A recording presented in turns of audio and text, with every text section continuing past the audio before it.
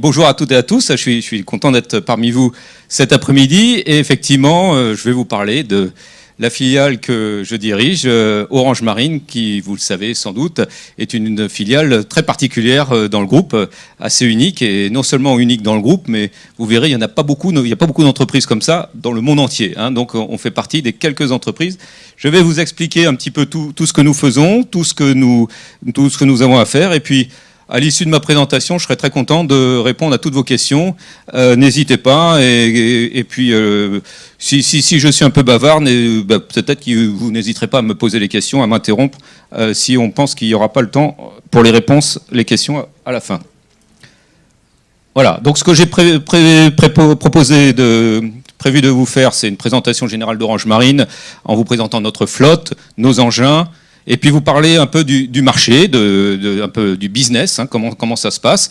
Et nous avons deux marchés principaux, la pose et la maintenance. Et puis vous parler de nos projets, des projets que nous avons fait récemment et des projets que nous sommes sur le point de faire. Vous verrez, effectivement, vous allez parcourir le monde, puisque c'est une des grandes chances que nous avons, c'est que nous opérons dans le monde entier. Alors, Orange Marine. Avant de parler d'Orange Marine, je vais vous faire un petit rappel sur les câbles sous-marins, parce que tout le monde ne le sait pas nécessairement, que les câbles sous-marins télécom, c'est une vieille histoire, puisque ça date du 19e siècle. Le premier câble sous-marin a été posé dans les années 1860, et pas 1960, 1860. Et puis vous voyez, là la photo, c'est la photo du navire câblier, le premier qui a posé le premier câble transatlantique. C'est un navire qui s'appelle le Great Eastern, donc c'était un navire anglais, le navire le plus long du monde à l'époque, et qui a posé à l'époque le premier câble télégraphique. Puisque évidemment, au 19e siècle, il n'y avait pas encore de téléphone, il y avait le télégraphe, et au travers de ce câble, eh bien, l'Europe pouvait communiquer avec l'Amérique du Nord, l'Amérique du Sud, l'Afrique et l'Asie, et donc on faisait passer du morse ou des signaux télégraphiques. Et ça, c'était le 19e siècle. Après, dans les années 1950, cette génération de câbles télégraphiques a été remplacée par des câbles téléphoniques qui étaient des câbles coaxiaux, donc métalliques, et là, on faisait passer des circuits téléphoniques. Et donc, vous voyez, la génération des câbles coaxiaux a complètement remplacé les câbles télégraphiques à la fin du XXe siècle. Et puis, depuis 1987-88, on est passé aux câbles optiques. Et à chaque fois, évidemment, on fait un bond technologique dans la capacité des câbles, puisque les câbles télégraphiques, c'était quelques impulsions à la seconde. Les câbles coaxiaux, à la fin, on pouvait faire passer jusqu'à 1000 circuits téléphoniques sur un câble. Et puis maintenant, on parle de terabits par seconde sur une fibre optique d'un câble sous-marin. Terabits. Donc c'est extraordinaire. C'est 1 million de millions de bits. Et ça n'arrête pas de s'améliorer. Ça, c'est la carte à peu près, alors elle n'est jamais à jour puisque ça change tout le temps, mais la carte des câbles sous-marins qui sont posés aujourd'hui dans le monde entier. Et en fait, il y a plus d'1 million de kilomètres de câbles qui sont en service.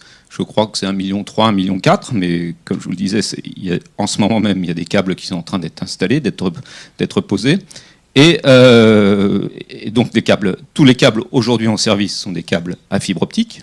Cette carte, ce qui est assez remarquable, c'est que il y a des routes de câbles qui sont particulièrement renforcées, où il y a énormément de câbles en parallèle. Les deux principales routes sont la route transatlantique entre l'Europe et l'Amérique du Nord, et puis transpacifique entre l'Amérique du Nord et Japon et Chine. Mais à côté de ces deux grandes routes majeures, vous avez la route qui va de Singapour jusqu'en Europe. On ne la voit pas très bien, mais je peux vous dire qu'il y a beaucoup de câbles qui passent par la mer Rouge, la Méditerranée, et qui arrivent à Marseille ou qui font le tour du détroit de Gibraltar. Et puis il y a ceux qui vont en Amérique du Sud. Je pense que ce qu'il faut garder en tête, c'est que ces routes, elles reflètent un petit peu les positions économiques des différents pays, des différentes parties du monde, et elles reflètent aussi les échanges économiques qu'il peut y avoir entre telle ou telle partie du monde. Et donc, avec un point qui est marqué particulièrement dans le cas des télécoms, c'est que ces câbles servent d'abord aujourd'hui de support à Internet, et que, vous le savez, Internet, beaucoup de contenus, beaucoup de serveurs sont sur le continent nord-américain, même si ça a tendance à se délocaliser. Mais donc les États-Unis jouent un rôle central dans tout ça, et donc les États-Unis, c'est pour ça, sont un peu au centre de ce réseau de câbles sous-marins. Voilà, donc ça, c'est pour vous donner un petit peu le contexte général dans lequel nous, Orange Marine, nous évoluons, puisque nous jouons un rôle dans tout ça. Peut-être que je vais laisser les questions pour la fin, gardez-les, puis je répondrai à toutes les questions sur la fin. Alors, qui sommes-nous? Eh bien, c'est ce dont on est fier à Orange Marine, et moi en particulier, c'est qu'en fait, nous sommes les héritiers de cette histoire qui remonte au 19e siècle. Alors pourquoi on peut se dire que nous sommes les héritiers de cette histoire? C'est parce que depuis la fin du 19e siècle, l'État français avait à l'époque un navire câblier pour poser des câbles. Cette tradition et cette activité a continué durant tout le 20e siècle. France Télécom, au moment de la création de France Télécom, a repris l'activité câblière qui était celle des PTT. Et France Télécom, en devenant Orange, a gardé, pendant toutes ces dernières années, cette activité avec ces navires câbliers. Donc nous avons simplement changé de nom. Nous avons été France Télécom Marine en 2000. Et puis, depuis 2013, nous sommes Orange Marine. Mais c'est la même activité que nous faisons et qu'ont fait nos prédécesseurs depuis la fin du 19e siècle, avec les navires câbliers qui posaient à l'époque les câbles télégraphiques.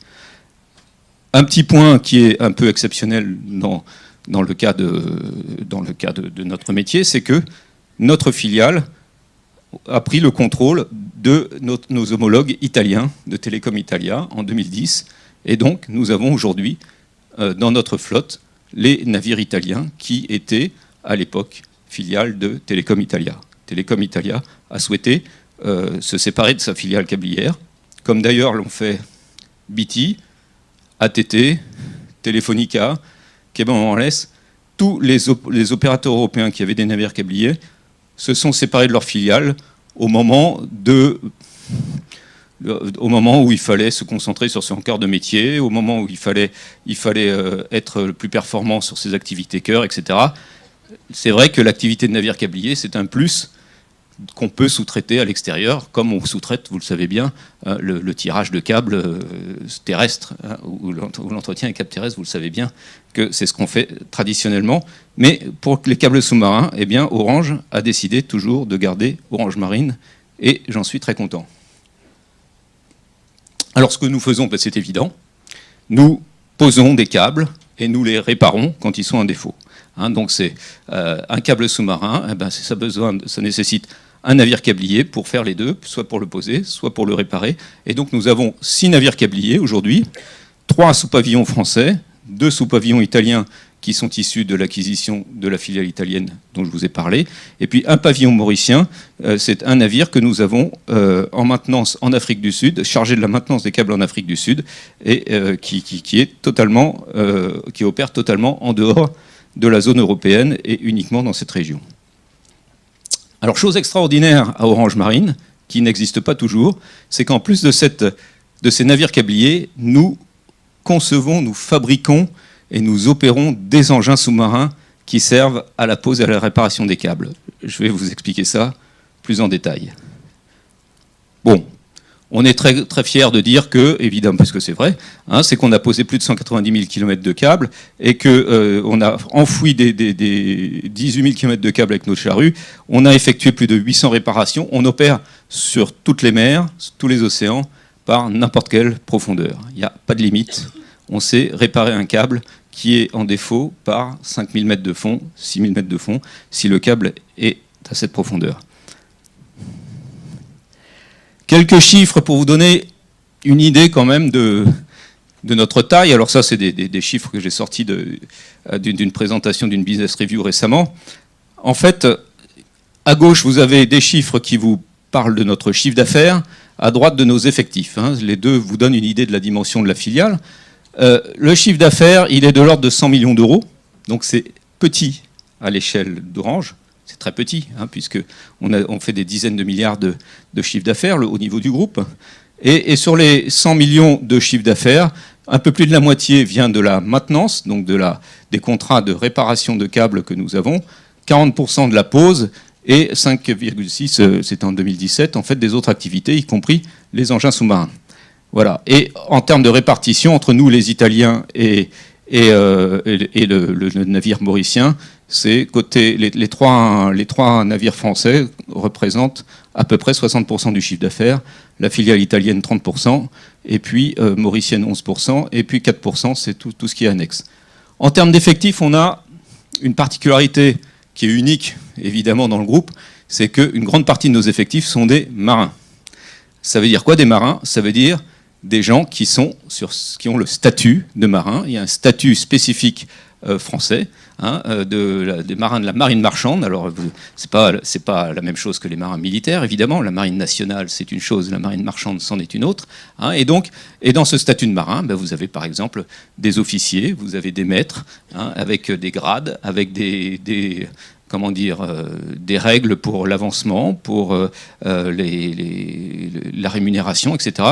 Le statut prévoit tout un tas de choses et que nous appliquons strictement parce que sur nos navires à pavillon français. Nos navires à pavillon italien ont des marins italiens et le navire qui est en Afrique du Sud a principalement des marins sud-africains. En plus de ça, parce que certains d'entre vous le savent, je pense, nous avons sur nos navires à pavillon français des équipages malgaches. Je serai tout à fait prêt à répondre à vos questions sur pourquoi on a des équipages malgaches et est-ce que ça se passe bien, etc. Vous dirai, premièrement, pourquoi? Parce qu'en l'an 2000, quand FT Marine, la filiale, a été créée, au moment de l'éclatement de la bulle Internet, l'activité a chuté brutalement. L'activité chutant brutalement, notre activité, la seule solution que nous avions à l'époque, et c'était mes prédécesseurs, pour pouvoir faire perdurer l'activité, en particulier pour pouvoir la faire perdurer au sein de France Télécom et pas passer à un pavillon complètement étranger, c'était d'avoir une partie de notre équipage malgache qui coûte moins cher, mais je peux vous dire, et je vous invite, si vous avez l'occasion d'aller voir les navires qui sont à Brest et à la Seine, nos marins malgaches sont parfaitement heureux à bord, ils sont traités comme les marins français, ils ont des cabines individuelles, etc. On mange tous ensemble, tout se passe bien. La différence, c'est qu'évidemment, ils ont une paye qui correspond aux règles de la marine marchande mondiale, et non pas aux règles françaises. Et donc voilà, ça fait une paye en moins, mais je peux vous dire que, et pour moi c'est ça le principal, mais encore une fois, vous avez la fibre syndicale, donc c'est un sujet qui peut vous intéresser. Pour moi le principal c'est que les gens soient heureux à leur travail, heureux dans leur poste de travail. Et moi, à chaque fois que je vais sur un de nos navires, je peux vous dire que je ne vois que des malgaches heureux. Et d'ailleurs, entre parenthèses, ils sont peut-être des fois un peu plus heureux que les marins français. Bon, voilà. Et donc France Télécom Marine. Donc nous avons, enfin FT Marine parce que c'est le nom encore de la filiale, même si on s'appelle Orange Marine globalement. On a 260 employés et nos collègues italiens sont une centaine. Donc vous voyez qu'on est majoritaire. Et puis à part les marins qui représentent un peu plus de la moitié des effectifs, autre particularité de nos personnels, c'est qu'une partie des personnels non marins sont navigants. Donc ça, ce sont les gens qui s'occupent des engins sous-marins, les gens qui s'occupent de suivi du câble, donc ce qu'on appelle la mission dans notre jargon, et les gens qui sont les jointeurs aussi, sont des non-marins. Et donc les non-marins navigants, évidemment, donc il y a des gens qui sont d'origine fonctionnaire, il y a des gens qui sont d'origine contractuelle, beaucoup viennent de la maison mère, hein, mais beaucoup sont embauchés aussi à l'extérieur. Hein. Donc voilà, donc on a ces différentes catégories, et puis le reste sont des sédentaires, hein, qui sont comme vous et moi, qui sont en poste à terre, donc les fonctions support. Nos sites, alors on est à Paris-Jasmin, notre site, depuis quelque temps, là, on est voisin de la DO Île-de-France, et puis nos collègues italiens ont leur site à Rome, et puis on a nos bases opérationnelles à Brest et à la Seine-sur-Mer, donc une base atlantique, une base Méditerranée, et puis on a aussi un navire, comme je vous l'ai dit, au Cap, et puis on a un engin sous-marin qui est basé à Singapour. Donc vous voyez qu'on est finalement une PME, puisque 100 millions d'euros, c'est quand même une PME, quelques centaines d'employés, c'est une PME, mais on est une PME multinationale, puisqu'on a une branche italienne, on a une présence en Afrique du Sud, et on a une zone d'activité mondiale. Et on est face à des concurrents de toute nationalité du monde entier. Donc c'est assez extraordinaire comme situation, une petite entreprise multinationale à marché mondial, hein, et qui fait partie des quelques entreprises de son activité dans son domaine. Alors, maintenant je vais vous parler de nos navires. Peut-être que certains d'entre vous les connaissent, mais je vais les lister un après l'autre, nos 6 navires. Le premier à gauche, le René Descartes, c'est notre navire amiral, entre guillemets, puisque c'est notre plus grand navire qui pose d'abord, qui est capable de réparer des câbles, mais qui est celui qui fait la plupart de nos poses. Donc il a été lancé en 2002 et il a posé plus de 30 000 km de câbles. Donc c'est un des grands navires de pose au monde, comme il en existe à peu près une vingtaine en tout et pour tout au monde. Hein. Donc vous verrez les projets qu'il a réalisés tout à l'heure quand je vais vous les lister. Donc il a fait des choses extraordinaires. Le deuxième à côté, il est aussi extraordinaire puisque c'est le navire câblier qui est le plus récent au monde. Le Pierre de Fermat, il a été lancé en 2014 et on est fiers de pouvoir nous dire, Orange Marine, nous avons le navire câblier le plus moderne au monde, c'est celui-là. Et en fait, il a été conçu pour être capable à la fois de poser, de réparer, et puis, donc c'est pour ça qu'il est polyvalent, et puis on l'a aussi conçu pour qu'il puisse... Là, le jour où il y aura vraiment des opportunités, on arrivera à décrocher des contrats qui puissent poser des câbles d'énergie, en particulier dans une optique de câbles d'énergie pour relier des éoliennes qui seront installées en mer. Voilà, donc j'y reviendrai. C'est quelque chose qu'on s'était dit que ça allait se développer beaucoup en 2014, au moment de la construction. Vous le savez, la France a pris du retard dans les éoliennes en mer, mais c'est toujours des projets qui existent et sur lesquels on va se positionner.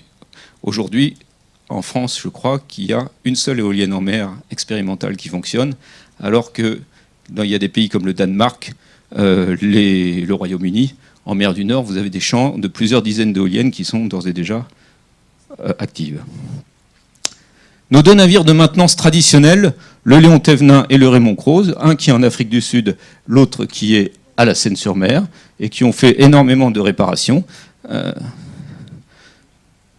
Et puis nos 2 navires italiens, le Teleri et le Meucci, hein, qui posent et qui réparent aussi les câbles sous-marins. Voilà. Donc vous voyez, ça fait une belle pose. À chaque fois, ces navires ont plus de 100 mètres de long. Le Descartes en a 130.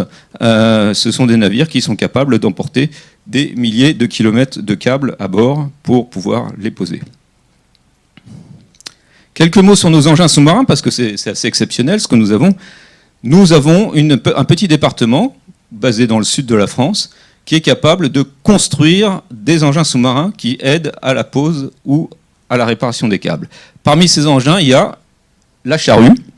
Alors pourquoi une charrue? Parce qu'un câble sous-marin, quand il est posé par petit fond, entre guillemets, il est vulnérable en particulier par les ancres des bateaux ou plus généralement par les chaluts de pêcheurs. Les pêcheurs au chalut, la pêche au chalut, qui se développe un peu partout dans le monde, consiste pour les pêcheurs à traîner des chaluts qui raclent le fond. Et un chalut qui racle le fond, eh bien, ça peut emporter un câble sous-marin qui est posé sur le fond, évidemment. Et donc, pour se protéger contre ça, on enfouit le câble en même temps qu'on le pose. Enfouir le câble en même temps qu'on le pose, on utilise d'abord une charrue que le navire qui pose le bateau tire en même temps qu'il pose le câble. Et la charrue a un soc qui creuse un sillon. Et tout ça se fait simultanément. Le câble passe à travers la charrue, là, est posé sur le fond, et puis et se pose au fond du sillon. Voilà. Donc c'est quand même, et ça, le sillon, on peut le faire quand le sol est suffisamment meuble. On peut creuser un sillon jusqu'à 3 mètres de profondeur. Et la charrue est capable d'opérer jusqu'à 2000 mètres. En général, on le fait jusqu'à 1000 mètres parce que les chaluts ne vont pas beaucoup plus profond que 1000 mètres au jour d'aujourd'hui. Et après, on a toute une série d'engins sous-marins qui servent plutôt aux réparations, qu'on met sur le fond, qui sont capables de repérer les câbles. Il y a des caméras, il y a des sonars, etc. Et qui sont capables de couper les câbles et qui sont capables après de réenfouir les câbles avec un système, ce qu'on appelle le jetting, c'est-à-dire du jet d'eau sous pression. Hein, l'engin suit le tracé du câble, fait un sillon avec du jet d'eau sous pression, et puis le câble se met au fond, et donc ça aide beaucoup pour reprotéger un câble à l'issue d'une réparation. Donc on a nos engins Hector, Alpha, qui est un peu plus puissant, et puis le dernier est un peu spécifique, puisque cet engin, Sigma, lui, il n'est pas utilisé à partir de navires câbliers, il est utilisé à partir d'autres navires de support, mais il peut enfouir des câbles beaucoup plus gros et de façon beaucoup plus profonde, mais en restant dans des profondeurs d'eau plus faibles. Cet engin Sigma, par exemple, c'est quelque chose qu'on a fait à part, a été capable d'enfouir ce qu'on appelle un ombilical d'une plateforme offshore. Un ombilical, c'est quoi? C'est, comme son nom l'indique, c'est ce qui sert à alimenter la plateforme en tout, en électricité, en eau, en fibre optique. Et donc, ça peut être des gros câbles, ces ombilicaux, et cet engin-là est capable de passer par-dessus et d'enfouir ces ombilicaux à 2-3 mètres de profondeur. Voilà, et ça, nous le faisons nous-mêmes. C'est-à-dire qu'on a une petite équipe d'ingénieurs, c'est vraiment de l'artisanat, c'est leur atelier, et ils font la conception et la fabrication de ces choses-là. Je me demande si on n'est pas les seuls dans le groupe Orange à fabriquer vraiment des choses, à fabriquer quelque chose, quoi, parce qu'on est un fournisseur de services en général, on n'est pas un fabricant. Mais peut-être que certains d'entre vous pourront me dire ce que le groupe Orange fabrique, si vous avez l'idée. Voilà. Je vais vous parler un petit peu business. Qui sont nos concurrents, qui sont nos clients, et en séparant les deux marchés, puisque c'est quand même deux choses différentes, la pose d'un côté, la maintenance des câbles de l'autre. Alors la pose, on a à peu près dans le monde plus d'une quarantaine de navires câbliers. Ils sont tous capables de poser et de réparer les câbles, mais certains d'entre eux sont plus spécialisés sur la pose. La chose importante à comprendre dans notre modèle, c'est que donc c'est finalement un petit monde, hein, puisque vous voyez, ça c'est quasiment la liste exhaustive de nos concurrents. Et on a deux concurrents qui sont très particuliers, puisque ce sont des entreprises qui non seulement ont des navires câbliers, mais qui fabriquent aussi des câbles sous-marins et des répéteurs, alors que nous ne fabriquons pas des systèmes sous-marins, on se contente de les poser. Et donc ça change tout, parce que les gens qui fabriquent des câbles sous-marins, ce sont eux qui, en général, achètent une prestation de pose. Donc nous sommes en général sous-traitants d'un fabricant. C'est en général parce que les modèles ne sont pas toujours les mêmes. Donc nous, par exemple, nous répondons à un appel d'offres d'un fabricant de câbles qui dit moi, j'ai un projet entre tel pays et tel pays, je fais un appel d'offres pour choisir un navire. Vous pensez bien que quand c'est Alcatel qui fabrique le câble ou l'américain, c'est les Américains TE Subcom qui fabriquent le câble, dans un premier temps, ils vont le poser avec leur navire, puisqu'ils ont des navires, et ils font appel à nous uniquement quand leurs navires sont occupés à autre chose. Voilà. Donc ce sont des concurrents qui sont particuliers, mais qui sont quand même des concurrents. Ce sont des concurrents qui peuvent être clients aussi. Et puis les autres, c'est les Anglais, Global Marine, qui a 6 navires. Haïti, ce sont des Canadiens, qui sont indépendants. Et puis, il y a d'autres armateurs qui sont, comme nous, liés à un opérateur télécom. Et donc, vous voyez qu'il y a les Coréens, Singapour, KDD, c'est les Japonais, les Chinois, China Telecom a une filiale, d'ailleurs, dont Global Marine, nos concurrents anglais, sont aussi actionnaires minoritaires. NTT, c'est les Japonais. Imarine, c'est Etisalat. Donc, et puis, c'est à peu près tout. C'est à peu près tout. Donc, moi, je pense connaître à peu près les dirigeants principaux de chacun de ces entreprises. Et puis, quand il y a un appel d'offres, on sait quand c'est pas nous qui l'avons, on arrive à savoir à peu près qui peut l'avoir. Mais ça fait quand même, disons que c'est plus que 4, quoi. Déjà, à 4, en France, on pense qu'on est trop nombreux en opérateurs. Bon, là, c'est une vraie concurrence. Hein. Il y a une vraie concurrence entre tous ces gens-là.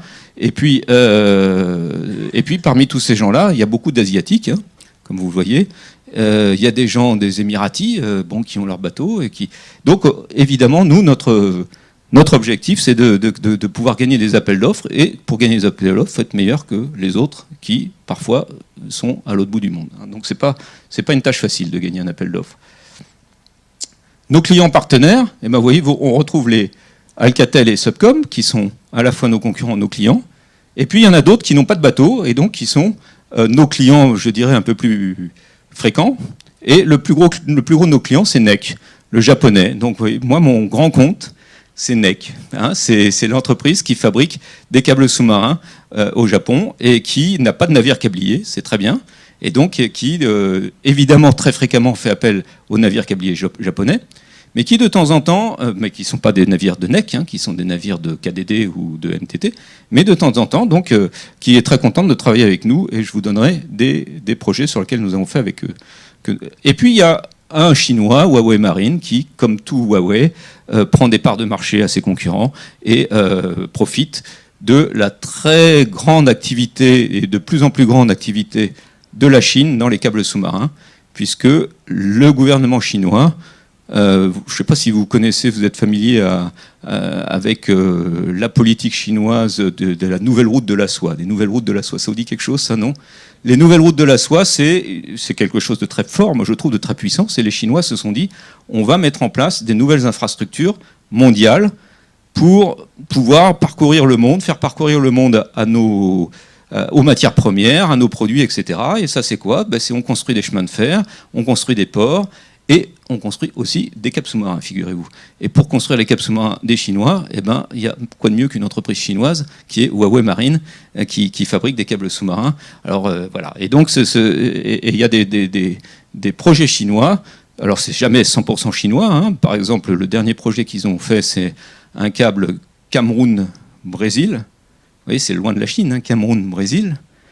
Et les Camerounais sont très contents parce que ils ont trouvé un financement 100% chinois. Il y a une banque chinoise qui leur a proposé de financer ce câble Cameroun-Brésil. Voilà. Et maintenant, ils espèrent qu'ils vont pouvoir le rentabiliser pendant 30 ans, parce que s'ils n'arrivent pas à le rentabiliser, je pense que la banque chinoise va prendre la propriété du câble. Mais bon, ça, je ne connais pas leurs accords, mais voilà. Hein, donc, et puis c'est un câble qui a été fabriqué par Huawei. Et puis des acteurs plus petits, des Allemands, des Nexans qui est français, voilà. Mais donc finalement, il y a moins de gens qui fabriquent des câbles que de gens qui en posent. Donc c'est assez difficile parce que nous on a finalement un marché adressable qui est un peu toujours les mêmes donneurs d'ordre. Et donc une des difficultés qu'on a et que ce que j'essaye de faire en sorte, c'est sortir un petit peu de ces gens-là et peut-être d'aller directement voir des gens qui ont envie de faire des câbles sous-marins comme les opérateurs. Mais en général, les opérateurs, ils font appel d'abord à ces gens-là pour fabriquer un câble, et puis pour le poser. Là maintenant, c'est autre chose. Là maintenant, on divise le monde en zones, vous voyez, et les câbles de chaque zone se mettent d'accord pour passer un contrat avec des navires câbliers, pour qu'il y ait toujours un navire câblier prêt, disponible pour réparer un défaut dans la zone en question. Et ça, c'est tout à fait sain, c'est parce que c'est basé sur une règle de mutualisation de moyens. Hein, et finalement, donc, et ce qui est sain aussi, c'est qu'il y a en général plusieurs navires par zone, c'est-à-dire que quand il y en a un qui est occupé, un autre peut intervenir en cas de défaut simultané. Et voilà. Et donc, encore faut-il que tout le monde se mette d'accord sur le partage des coûts entre les différents câbles, parce que c'est pas évident de se mettre d'accord sur une règle de partage des coûts entre deux câbles, parce que y a un câble qui est par exemple moins bien posé, qui est plus vulnérable, il est plus souvent réparé, etc. Donc c'est pas normal que celui qui a très bien posé son câble, il paye autant que celui qui a mal posé son câble. On peut faire le prorata de la longueur, c'est ce qui est le plus courant, mais ça suffit pas. Enfin bref, donc il y a ce problème-là, mais qui est pas un problème pour nous. Nous, notre problème, c'est de trouver des gens qui sont prêts à financer nos navires, et donc qui fait qu'on puisse garantir un navire prêt à appareiller, parce que c'est les standards du marché aujourd'hui pour la maintenance. Un navire doit être prêt à appareiller en moins de 24 heures en cas de défaut. Et c'est ce qu'on fait, et on tient systématiquement cet engagement. S'il y a un défaut, nous avons notre navire à la Seine-sur-Mer, notre navire qui est en charge de la maintenance Méditerranée, notre navire à Brest en charge de la maintenance Atlantique, notre navire au Cap qui est en charge de la maintenance Sud-Atlantique, Sud-Océan Indien. Ces 3 navires appareils, et puis notre navire italien qui est à Catane, ces 4 navires appareils en moins de 24 heures.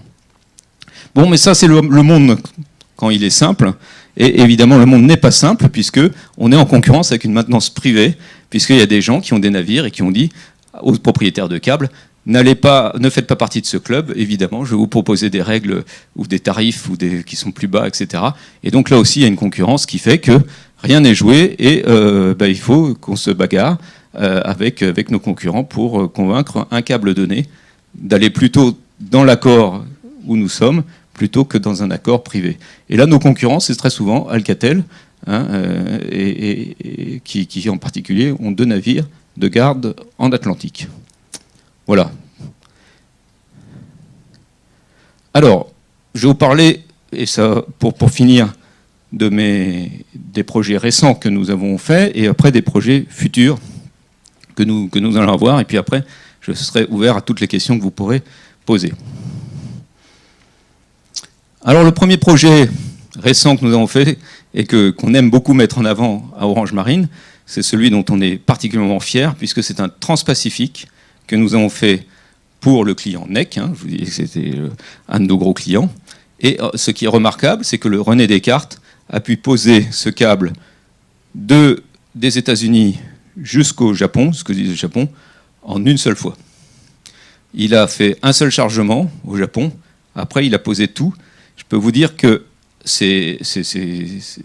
le commandant du navire n'était pas du tout sûr qu'on pourrait le faire, parce qu'en fait, ce qui pose problème, ce qui apporte la limite, c'est le poids du câble qu'on prend. Et si vous mettez du câble, si vous avez un gros poids de câble, eh ben, il faut peut-être avoir moins de carburant, il faut peut-être avoir moins d'eau douce à bord. C'est ça qui pèse à bord d'un navire, c'est le carburant, l'eau douce et la cargaison. Et en fait, le carburant et l'eau douce, faut en avoir quand vous faites des longues campagnes. Et quand vous avez beaucoup de câbles à poser, vous êtes parti pour faire une longue campagne. Donc tout ça, ça doit rentrer sur le bateau. Et c'est rentré sur le bateau. Et le bateau était plein à ras-bord quand il est parti. Et tout s'est bien passé. Voilà. Donc et il y a très peu de navires câbliers qui sont capables de réaliser ce genre de choses. Et grâce à cette campagne, nous avons gardé de très bonnes relations avec notre client NEC qui n'oublie pas de faire appel à nous s'ils ont ce genre de grands projets à réaliser. Alors, à l'autre extrême, un petit câble que nous avons fait entre Rio de Janeiro et Santos au Brésil, mais je le cite parce qu'il est révélateur d'une grande tendance lourde dans les câbles sous-marins, qui est le fait que, de plus en plus, ce ne sont plus les opérateurs qui achètent des câbles sous-marins, ce sont les GAFA, et plus particulièrement les GAFA, Google, Facebook, Microsoft, Amazon, mais surtout Google et Facebook.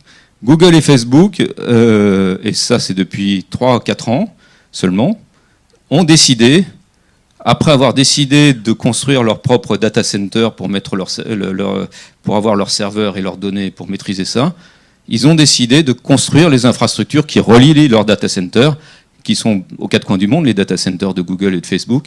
Et qu'est-ce qui relie les data centers de Google et Facebook? Des câbles sous-marins. Et donc, ils construisent leurs propres câbles sous-marins, alors que précédemment, ils achetaient à des opérateurs de la capacité pour aller de la capacité intercontinentale aux longues distances. Donc, voilà, donc on a Google qui nous a acheté ce câble avec des partenaires Nexans qui a fabriqué le câble et un fabricant de câbles, de répéteurs brésilien. Et on a fait ce petit câble pour Google, sachant qu'aujourd'hui, vous avez sans doute peut-être entendu parler de l'annonce du câble de Google transatlantique du Nord qui va arriver en France, sur lequel, là, il y a eu un accord, alors non pas avec Orange Marine, mais avec OINIS, le réseau international, pour que Orange finance des paires de fibres optiques dans le câble qui appartiendra par ailleurs à Google. Voilà, donc je ne peux pas vous dire qui va le poser, ce câble, mais en tous les cas, la maison mère aura des fibres optiques dans un câble fabriqué par Google, ce qui est une première, puisque d'habitude c'était l'inverse. C'était les opérateurs qui posaient un câble, et Google qui achetait de la capacité aux opérateurs. Voilà. Alors pourquoi ça c'est comme ça je peux ouvrir, même si c'est pas mon domaine, je peux ouvrir la parenthèse, c'est parce que les GAFA représentent à eux tout seuls, Google et Facebook, une part énorme du trafic Internet. Et donc, Pourquoi, et donc ils ont la taille critique pour avoir leur câble. Et donc pourquoi ils achèteraient quelque chose plutôt que de ne pas le fabriquer eux-mêmes. Donc ils ont la taille critique.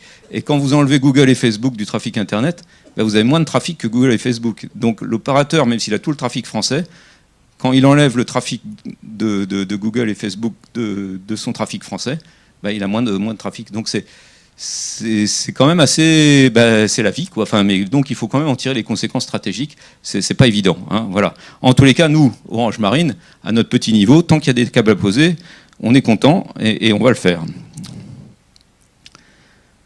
Ça, c'est typiquement le câble ACE segment 4, un des derniers grands câbles. Alors peut-être qu'il y en aura d'autres, qui a été fabriqué suivant le schéma traditionnel. Le schéma traditionnel d'un câble de sous-marin, c'est un consortium d'opérateurs qui se mettent ensemble et qui finance un câble. Et ACE, c'est un câble qui part depuis l'Europe et qui arrive jusqu'en Afrique du Sud. Donc là, c'est le segment 4 qu'on a posé.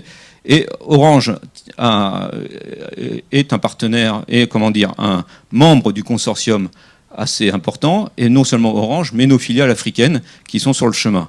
Mais pas seulement. Orange, plus toutes les filiales africaines, ne représentent pas la majorité du financement du câble ACE. Donc à chaque fois, c'est un appel d'offres qu'il faut gagner, par exemple pour la pose. Donc c'est pas du tout un câble captif que nous avons eu. D'ailleurs, ce câble a été fabriqué par Alcatel et c'est notre navire italien, le Teleri, qui l'a posé. Et maintenant, donc, on a installé tout le câble jusqu'en Afrique du Sud. Donc, et je crois qu'il n'est pas encore en service parce que au côté Afrique du Sud, les travaux ne sont pas complètement terminés sur la station terminale. Donc ça, c'est autre chose qui peut arriver. Pour ceux qui se demandent ce que sont les points au milieu, les points au milieu, ce sont sur le câble, ce sont ce qu'on appelle des unités de branchement, des branching units.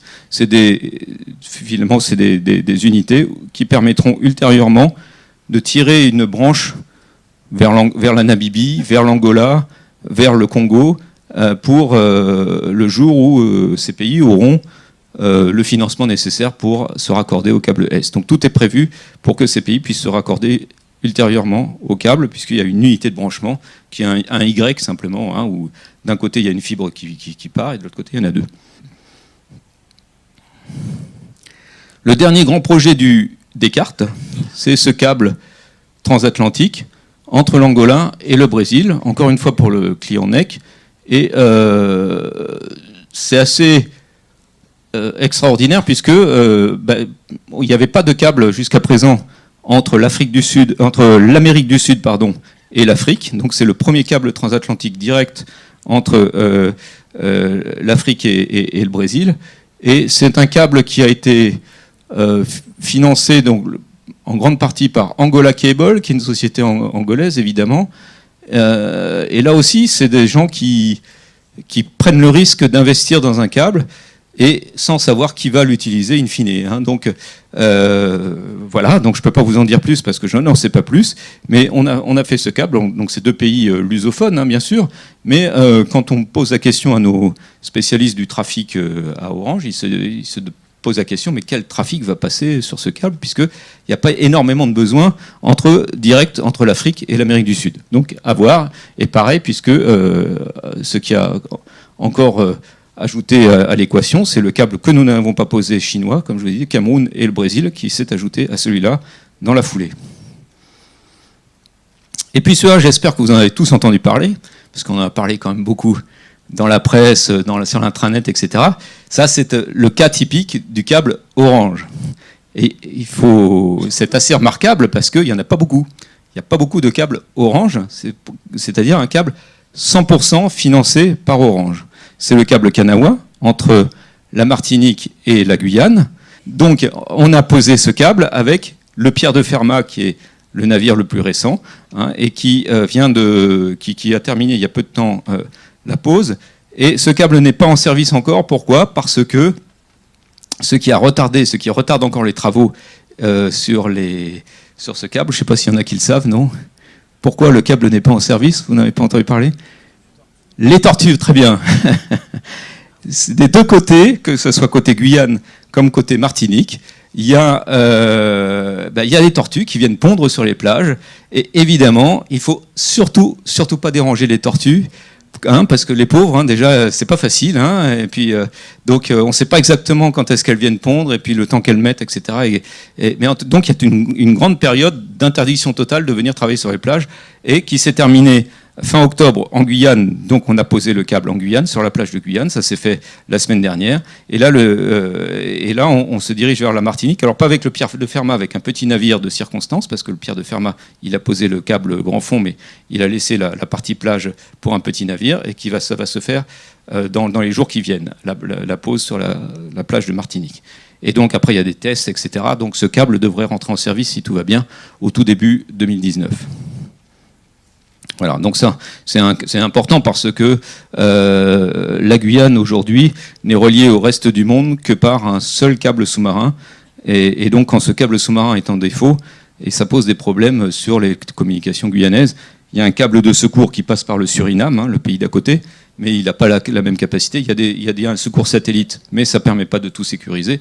Donc, le Guyane était à la merci jusqu'à présent d'un défaut sur le câble Americas 2 qui était en service. Maintenant, avec ce deuxième câble, s'il y en a un des deux qui tombe en défaut, la totalité du trafic pourra être rerouté sur l'autre câble. Donc c'est quand même un gros plus pour les Guyanais. Les projets à venir. Alors il y a celui-là qui pour moi est extraordinaire, et c'est un de ceux dont j'ai contribué personnellement à la commercialisation, puisque je suis arrivé, en fait, j'ai pris mon poste au 1er janvier de cette année. Donc ça, c'est quelque chose qu'on a pu commercialiser récemment. On a gagné l'appel d'offres, un appel d'offres lancé par Huawei Marine. Donc vous voyez, moi, Orange Marine, je suis client de Huawei. En général, c'est l'inverse. Orange achète à Huawei, moi je vends à Huawei. Bon, c'est comme ça, donc c'est une des spécificités d'Orange Marine. Je vends à Huawei, et Huawei, il avait gagné cet appel d'offres pour poser un câble chilien, et c'est un câble dont l'objectif est certains d'entre vous seront familiers avec ce genre d'objectif, de mettre fin à la fracture numérique chilienne, parce qu'au Chili, il y a aussi une fracture numérique, et la fracture numérique du Chili, c'est entre le sud du Chili et le nord du Chili, puisque le sud du Chili est beaucoup moins développé que le nord, et ce câble-là est sponsorisé par le gouvernement chilien, et puis vous voyez, au bout du compte, il y a un peu de cet argent qui va revenir à Orange pour la construction de ce câble. Donc ça, ce qui est extraordinaire dans ce câble, c'est qu'il arrive tout au sud du Chili, et que nous allons, si tout va bien, battre le record du monde du câble le plus austral, le plus au sud du monde. Il n'y a pas de câble sous-marin aujourd'hui qui va autant au sud, puisque Puerto Williams, la ville du sud, c'est réputé comme être la ville, alors je crois qu'elle a 3000 habitants, la plus au sud du monde. Il n'y a pas plus au sud comme ville. Après, vous avez le Cap Horn qui a une centaine de kilomètres, mais il n'y a personne qui habite là-bas. Voilà, donc on va faire tout ça. Et pour faire tout ça, le navire, le Descartes, est actuellement en train d'arriver en Chine, parce que le câble va être chargé en Chine. Et tout le mois de novembre, on va charger le câble. On part au Chili au mois de décembre, et on commence à poser fin décembre, début janvier, en été évidemment, parce que vous savez que là-bas, c'est l'été en janvier. Parce que si on y allait en juillet-août, je peux vous dire qu'on n'aurait pas pu travailler. Je pense qu'on ne peut pas travailler en juillet-août dans ces zones-là. Voilà. Et puis, un autre projet qui est qui moi me fait plaisir aussi, puisque j'ai des racines guadeloupéennes, et puis la Guadeloupe avait besoin de câbles sous-marins pour relier Marie-Galante, les Saintes et la Désirade à la Guadeloupe. Et donc ça, c'est un RIP. Oui, c'est un RIP, un réseau d'initiative publique. Et là, en Guadeloupe, comme il n'y a pas que le FTTH terrestre qui fait l'objet d'un RIP, il y a aussi le raccordement des îles, puisque les élus locaux et la région Guadeloupe a vraiment un objectif de très haut débit pour tous. Et ça ne sert à rien de mettre du FTTH dans une île si vous continuez à relier l'île en faisceau hertzien au reste du monde. Au bout d'un moment, au bout d'un certain nombre de clients FTTH en service, la qualité de service se dégrade parce que la connectivité de la petite île, même s'il n'y a pas grand monde, hein, même s'il y a quelques milliers d'utilisateurs simultanés, ça suffit à perturber le très haut débit. Donc un câble sous-marin s'impose. Hein, un câble sous-marin s'impose, et c'est ce que nous allons faire. Alors on essaye cet été, sauf si on a des problèmes de tortue encore, on verra, mais ça sera peut-être un peu plus tard. Mais le but de tout ça, c'est d'avoir complètement terminé à la fin 2019. Pardon, quand je dis cet été, c'était 2019. Voilà. Donc un projet comme ça, il faut compter 13 mois, hein, entre le moment où on signe le contrat et le moment où on fait tous les travaux nécessaires pour aller poser ces câbles. Et on a répondu avec Orange, sachant que Orange sera chargé de l'exploitation de ces câbles. C'est-à-dire que nous, on pose, et après, ça sera exploité par Orange. Autre projet très intéressant qui montre la synergie avec le groupe, c'est le projet MainOne, où MainOne, c'est un câble existant qui fait le tour de l'Afrique de l'Ouest, là, vous voyez, qui va, aujourd'hui, tout ce qui est noir est en service. Il va jusqu'au Nigeria à Lagos, et il va au nord en Europe. Et en fait, nos collègues de Sonatel et de Côte d'Ivoire Télécom ont exprimé un besoin de renforcer leur connectivité au reste du monde. Il y a déjà le câble ACE qui passe dans ces deux pays, mais ça ne suffit pas. Et donc, ils vont financer ces deux branches.